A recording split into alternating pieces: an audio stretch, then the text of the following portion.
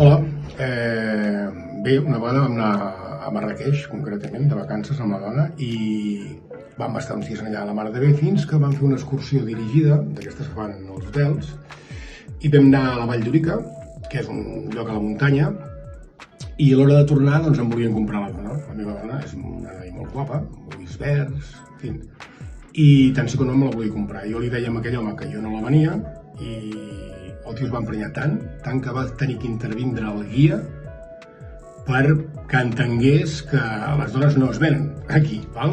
I vam tenir prou feina, tot i així és veritat, vam tenir que baixar la muntanya corrients perquè aquell tio es volia tostar.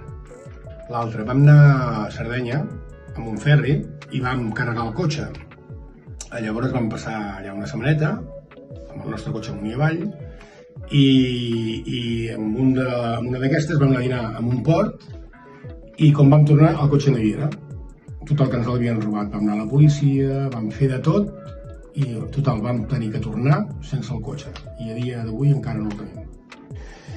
Mira, jo practico el karate fa molts anys, però sempre he sigut molt mediocre i vaig anar a un campionat de Catalunya, que es va fer a Malgrat de Mar, i bueno, vaig guanyar la medalla d'or en principi de cates, que són posicions, no? I a l'hora d'anar a recollir el premi resulta que me'l van treure perquè estava tan nerviós que havia sortit amb mitjons posats i em van treure la medalla. Quina és la solució?